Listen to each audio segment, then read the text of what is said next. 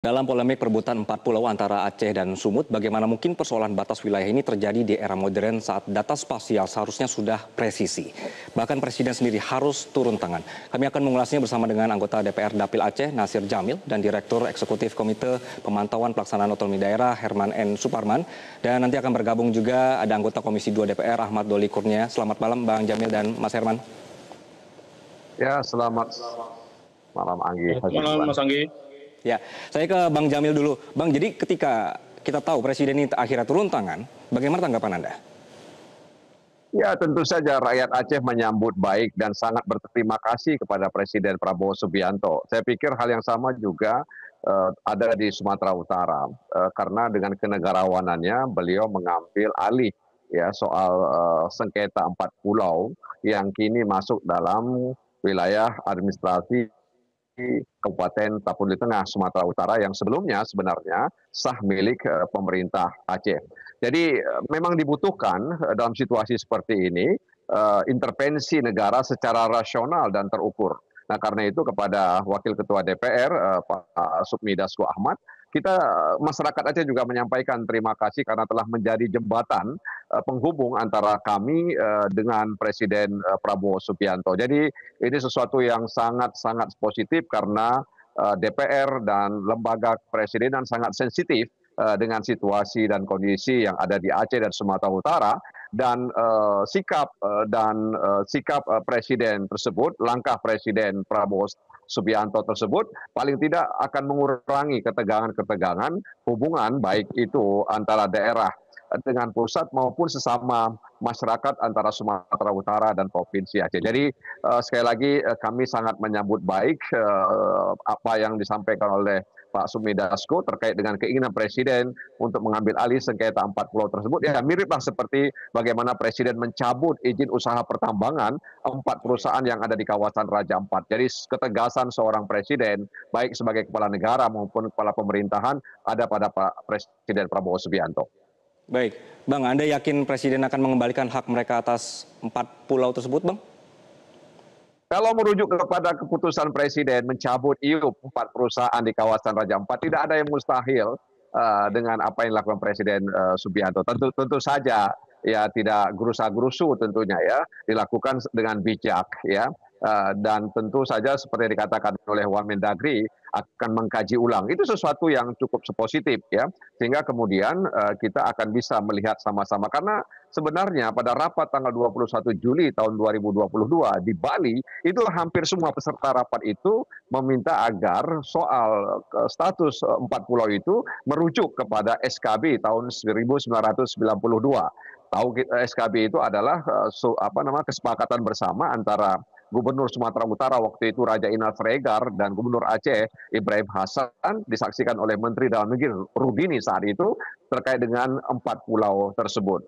Jadi peserta rapat pada waktu itu hampir semuanya meminta agar SKB 92 itu menjadi rujukan untuk menetapkan 4 pulau itu dalam kawasan Provinsi Aceh. Jadi mudah-mudahan dan kami percaya bahwa Presiden Prabowo Subianto bisa memberikan yang terbaik untuk masyarakat Aceh dan juga masyarakat Sumatera Utara.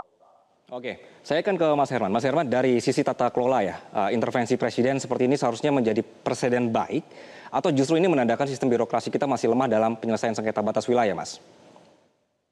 Ya, dalam konteks mempercepat tata kelola pembangunan di keempat pulau itu, saya kira ini seperti yang disampaikan oleh Bang Nasir, saya kira sepakat gitu ya, langkah ini mesti diambil agar keempat pulau itu dan tentu dengan segala sumber daya di dalamnya itu mendapatkan sentuhan pembangunan gitu ya, Bang Nasir.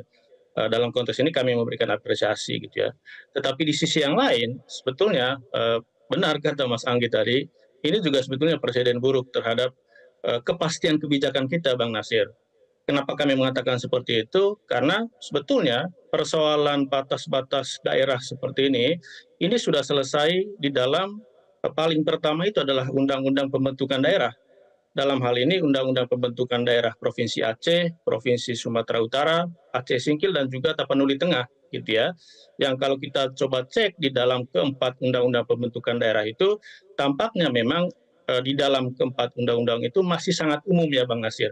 Hanya berbatasan dengan Selat Malaka misalnya, berbatasan dengan Sumatera Utara, tetapi titik persisnya di mana itu diatur lebih lanjut sebetulnya di dalam peraturan Menteri Dalam Negeri, Bang Nasir. Gitu ya. Kalau kita coba cek lagi dalam kasus ini, keempat pulau ini sebetulnya pada tahun 2020 Kementerian Dalam Negeri itu punya Permendagri 30, Bang Nasir, 2020 tentang penegasan batas wilayah antara Aceh Singkil dengan Tapanuli Tengah. Hanya kalau kita coba cermati keempat terkait dengan regulasi ini, tampaknya memang juga masih sangat masih sangat awam untuk kalangan publik itu, karena titik koordinatnya itu pada bujur-bujur tertentu yang oleh kacamata awam atau masyarakat biasa itu tampaknya itu sangat sangat asing begitu ya. Tidak menentukan dengan jelas apakah keempat pulau itu masuk di wilayah Sumatera Utara atau Provinsi Aceh gitu ya. Itu catatan pertama sebetulnya, catatan terhadap kepastian kebijakan. Kemudian catatan keduanya adalah kalau kita melihat belajar dari kasus Raja Ampat dan sekarang juga dengan keempat pulau ini tampaknya ke depan pekerjaan Pak Prabowo ini semakin berat ini, Bang Nazir. Karena apa-apa harus dikembalikan kepada Presiden gitu ya. Padahal para menteri ini dipilih untuk membantu agar Bapak Presiden itu bekerja dengan sangat mudah gitu ya.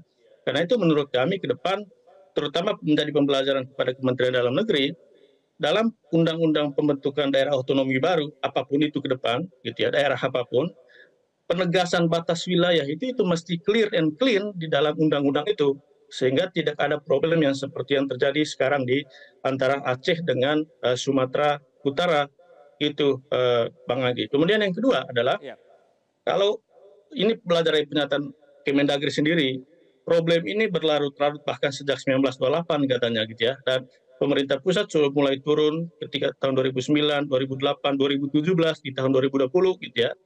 Nah pertanyaannya, dalam proses pembahasan sedemikian panjang, kenapa sampai sekarang para pihak terutama teman-teman dari Provinsi Aceh itu masih resisten atau tidak puas dengan keputusan itu?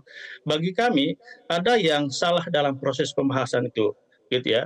Yang kalau kami coba teliti lagi sepertinya kita perlu memperjelas seperti apa kriteria atau indikator dalam penegasan batas wilayah itu gitu ya. Ini yang mungkin masih menjadi tanda tanya sampai sekarang, kenapa keputusan Menteri Dalam Negeri itu memberikan keempat pulau itu kepada Provinsi Sumatera Utara. Apa indikatornya, apa kriterianya, ini yang mesti dibuka kepada publik gitu ya. Tidak hanya publik di Aceh dan Sumatera Utara, tapi juga kepada publik di Indonesia gitu ya. Karena kami sangat yakin ke depan jangan sampai ada juga persoalan-persoalan ini yang terjadi gitu ya. Itu yang kami lihat dari kasus ini, Mas Anggi. Baik, Anda melihat apakah memang ada celah administratif atau kesalahan prosedur, Mas Herman? Ya, seperti yang tadi kami sampaikan, kalau merujuk ke peraturan Menteri Dalam Negeri sendiri ya, Permendagri 141 tahun 2017, dalam proses penyelesaian batas wilayah ini kan ada tim penegasan perbatasan namanya, tim PBD ya, penegasan batas daerah, ada di level kabupaten, ada di level provinsi, ada di level nasional. Di level nasional itu ada di Kementerian Dalam Negeri gitu ya. Dan dalam proses penyelesaian itu gitu ya, jelas sekali di dalam Permendagri itu dimensi yang perlu diperhatikan itu adalah pertama itu sosiologis, kemudian yang kedua itu adalah historis, dan yang ketiga adalah geografis gitu ya. Jadi kalau melihat penjelasan dari Bang Najir, menurut kami ada aspek-aspek yang tampaknya tidak terlalu dibahas secara intens, Mas Nasir, terutama aspek historis tadi gitu ya. Itu yang kami lihat, Mas Anggi. Oke, baik. Saya ke Bang Nasir. Bang, apa langkah konkret dari Abang untuk memastikan bahwa suara masyarakat Aceh ini didengar dalam proses evaluasi yang akan dilakukan pemerintah, Bang? Ya, kami sepenuhnya menyerahkan kepada Presiden Prabowo Subianto dan tentu dibantu oleh para menterinya ya. Sebab memang kami akui bahwa 2009 itu Aceh menyampaikan konfirmasi 260 pulau, tidak termasuk 4 pulau yang hari ini masuk dalam wilayah Sumatera Utara. Memang ada kekeliruan dalam konfirmasi, tapi tahun 2018 Gubernur Aceh itu memberikan klarifikasi terhadap kekeliruan konfirmasi koordinat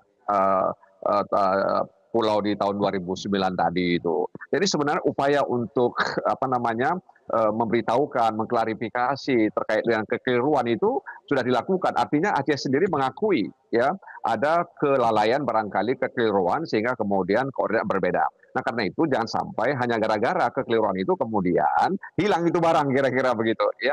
Nah jadi kami berharap agar diberikan keputusan yang adil, yang bijak ya. Karena bagi kami negara itu adalah sumber solusi sehingga kemudian bisa ya memberikan ketenangan kepada masyarakat, karena sekali lagi memang pulau itu bukan hanya soal administrasi tapi ada identitas di situ, kemudian ada sejarah di situ. Jadi kalau merujuk kepada peta-peta yang dibuat Belanda, memang 4 pulau itu bahagian dari Provinsi Aceh atau yang ada di Kabupaten Aceh Singkil, dan juga beberapa misalnya pengelolaan pulau ya, kemudian aspek pemetaan, administrasi, aspek hukum, toponimi, dan juga aspek pengelolaan pulau seperti yang saya katakan tadi. Bahkan ketika misalnya tahun 92 itu terjadi kesepakatan itu, maka pada tahun berikutnya itu kemudian pemasangan semacam tanda-tanda bahwa tanda-tanda di situ apakah prasasti atau dan lain-lain di pulau-pulau tersebut yang menunjukkan bahwa pulau itu bahagian dari Provinsi Aceh. Kami percaya sekali lagi bahwa pemerintah pusat, dalam hal ini Presiden Prabowo Subianto, akan memberikan yang terbaik ya untuk masyarakat di Aceh dan juga masyarakat Sumatera Utara. Dan ya tentu saja kami berharap sebagaimana yang pernah kami sampaikan ya, bahwa berdasarkan dokumen dan hasil survei bagian cakupan wilayah Aceh ini adalah milik pemerintah Aceh, dan mudah-mudahan Mendagri ya bisa menetapkan 4 pulau tersebut masuk dalam wilayah Aceh. Bang, masalah kayak gini tuh sering sekali administrasinya nanti di lapangan ya Bang ya, berbelit, dan daerah yang sudah pegang wilayah administratifnya ini jarang mau lepas. Tanggapan Anda? Ya, jadi seperti yang dikatakan oleh Mas Herman tadi, dalam Undang-Undang Pembentukan tentang Daerah Baru atau DOB, itu sering sekali mengabaikan soal batas-batas tadi dan diberikan secara umum. Ya. Makanya kenapa hadir Badan Nasional tentang Perbatasan di bawah Kementerian Dalam Negeri, yaitu salah satunya karena itu. Jadi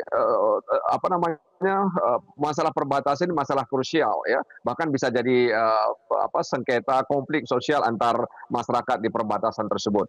Jadi memang ke depan perlu diperbaiki ya, ketika misalnya DPR dan pemerintah membahas undang-undang tentang pembentukan daerah. Tapi ya karena itu butuh waktu ya, butuh tim, sehingga memang kadang pembentuk undang-undang berpikir ya udah nanti saja ya soal itu, yang penting penting daerahnya ada dulu. Nah, soal batas-batas itu nanti dipikirkan dan akan dikerjakan belakangan.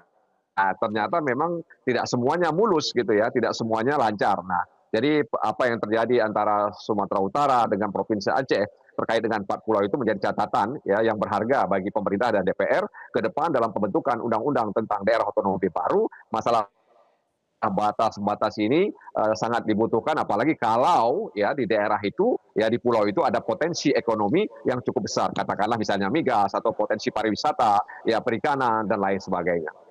Oke, saya ke Mas Herman. Mas, apa yang harus menjadi prioritas Presiden dalam menyelesaikan kasus ini agar adil bagi semua pihak dan tidak menjadi contoh buruk bagi penyelesaian batas wilayah lainnya, Mas Herman? Ya, tentu kami sebetulnya mendorong agar proses yang sekarang berada di tangan Bapak Presiden itu memperhatikan ketiga dimensi tadi, Mas Anggi, gitu ya, sosiologis, historis, dan juga tentunya geografis. Dan ini mesti diterangkan secara terang benderang dan transparan kepada para pihak, gitu ya, baik di Provinsi Aceh maupun di Provinsi Sumatera Utara, dan juga kepada publik di Indonesia, gitu ya. Jangan sampai ke depan, karena kita belum tahu seperti apa keputusan Bapak Presiden.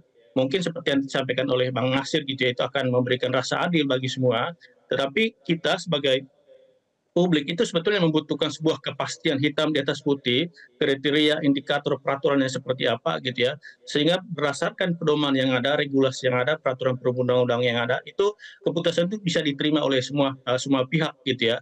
Itu yang kita harapkan, karena biar bagaimanapun seperti yang tadi kami sampaikan di awal, keempat pulau itu membutuhkan sentuhan pembangunan ya Bang Nasir gitu ya. Karena itu sentuhan tata kelola pembangunan nasional, kemudian provinsi dan kabupaten kota itu sangat dibutuhkan, dan kepastian posisinya itu mesti ditegakkan oleh keputusan Bapak Presiden besok gitu ya. Itu yang kita harapkan sebetulnya. Baik, jadi kita berharap kasus 4 pulau ini menjadi momentum pembenahan sistem agar tidak ada lagi daerah yang merasa dirugikan begitu ya. Sekarang kita sama-sama nunggu gitu Bang ya, apakah penyelesaian masalah ini mengembalikan kepercayaan begitu. Tapi terima kasih waktunya sudah singkat sekali, terima kasih Mas Herman.